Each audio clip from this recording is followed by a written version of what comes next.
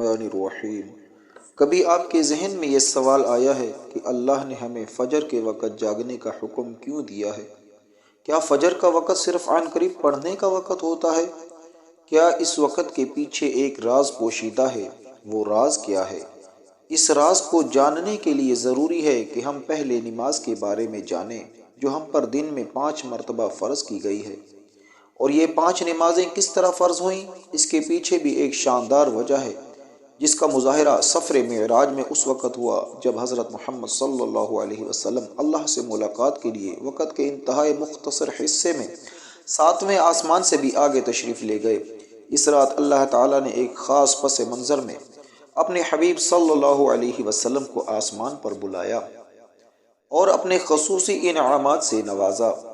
اس مبارک سفر میں اللہ تعالیٰ نے اپنے قرب خاص سے نوازا، انبیاء کرام سے ملاقاتیں کروائیں، جنت و جہنم کا مشاہدہ کروایا گیا اور نیکیوں کے اجر و ثواب اور بروں کے انجام و عذاب کا نظارہ کروایا۔ اس عظیم سفر میں بہت سے انعامات سے نوازا گیا، جن میں ایک خاص انعام امت کے لیے نماز کا تحفہ بھی ہے اور قیامت تک کے لیے انسانوں کو اپنے معبود اور خالق سے قریب تر کرنے کا عظیم تحفہ اور عبادت یعنی نماز اسی سفر میں عطا کی گئی۔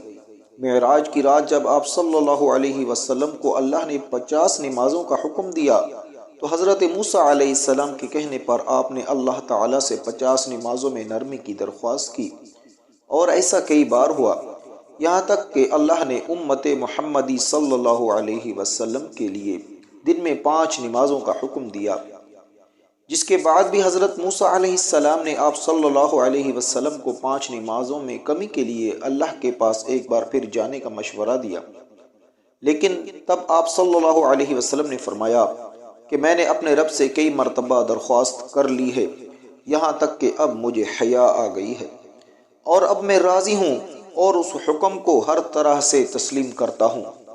ہر نماز پڑھنا ضروری ہے اور یقیناً آپ کے لیے بھی نمازوں میں سب سے مشکل نماز نماز فجر کی نماز ہوگی، جس میں نیند کا غلبہ اس قدر ہوتا ہے کہ انسان بمشکل اٹھ پاتا ہے، لیکن دن کے اس خاص حصے میں جو راز پوشیدہ ہے، اسے جب آپ جانو گے تو یقین کریں کہ آپ فجر کی نماز کبھی چھوڑنا نہیں چاہیں گے۔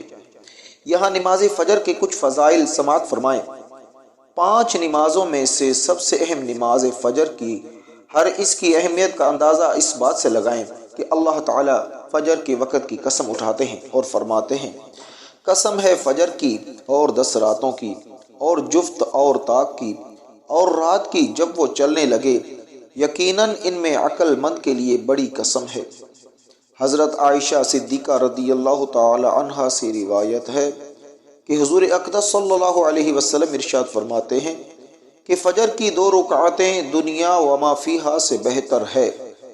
یاد رکھیں کہ فجر کی باجماعت نماز ایک مسلمان کی صداقت اور اس کا ایمان پرکھنے کی کسوٹی ہے۔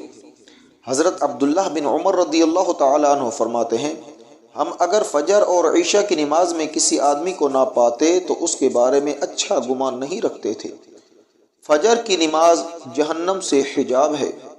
جناب رسول اللہ صلی اللہ علیہ وسلم نے فرمایا، جو شخص سورج نکلنے سے پہلے اور سورج ڈوبنے سے پہلے کی نمازیں یعنی فجر اور عصر پڑھتا ہے وہ ہرگز جہنم کی آگ میں داخل نہیں ہوگا۔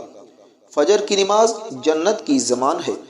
رسول اللہ صلی اللہ علیہ وسلم نے ارشاد فرمایا، جو شخص 2 ٹھنڈی نمازیں یعنی فجر اور عصر پابندی سے پڑھتا ہے وہ جنت میں داخل ہوگا۔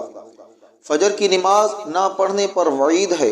حضرت عبداللہ رضی اللہ تعالیٰ عنہ سے روایت ہے کہ جناب رسول اللہ صلی اللہ علیہ وسلم کے سامنے ایسے شخص کا تذکرہ کیا گیا جو صبح ہونے تک سوتا رہتا ہے، یعنی فجر کی نماز ادا نہیں کرتا ہے، تو آپ صلی اللہ علیہ وسلم نے ارشاد فرمایا، ایسے شخص کے کانوں میں شیطان پیشاب کرتا ہے۔ فجر کی نماز کے لیے کس طرح اٹھیں؟ رات کو حتی الامکان جلدی سوئیں۔ سوتے وقت فجر کی نماز جماعت سے ادا کرنے کا پختہ ارادہ کریں اور ارادہ کرنے میں مخلص بھی ہوں۔ ایسے اسباب اختیار کریں جن سے فجر کی نماز کے لیے اٹھنا آسان ہو، مثلاً الارم والی گھڑی میں مناسب وقت پر الارم سیٹ کر کے اس کو مناسب جگہ پر رکھیں۔ اگر ان امور کی رعایت کر کے سوئیں گے تو انشاءاللہ فجر کی نماز جماعت کے ساتھ ادا کرنا آسان ہوگا۔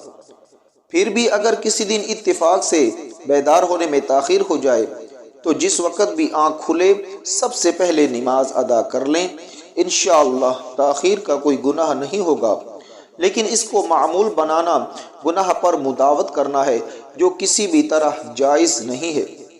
دنیا میں کئی ایسے لوگ ہیں جنہیں بے خوابی کی شکایت ہوتی ہے، جس میں وہ ساری رات سو نہیں پاتے اور پورا دن کام کاج کر کے جب رات کو بھی سو نہیں سکتے تب کئی طرح کی ذہنی اور جسمانی بیماریاں جنم لیتی ہیں، اور اس بیماری کا شکار آج ہر دوسرا تیسرا شخص ہو رہا ہے، جس کی بڑی وجہ اللہ کے احکامات کو پیچھے چھوڑ کر دنیا کی رنگینیوں کے پیچھے بھاگنا ہے۔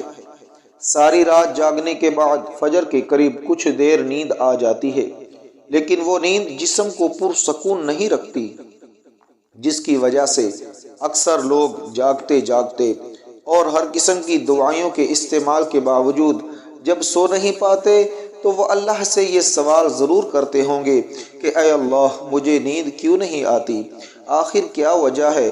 بہت کم لوگ ہوتے ہیں جو اس کیفیت میں اپنے اندر پیدا ہونے والی اس آواز کو سن پاتے ہیں، جس میں ان سے کہا جاتا ہے کہ بستر سے نکلو، نماز پڑھو، اللہ کا ذکر کرو، اور یقین کریں جو لوگ اس آواز کو سن پاتے ہیں اور اس پر عمل کرتے ہیں انہیں تا حیات کبھی بھی بے خوابی کی شکایت نہیں ہوگی۔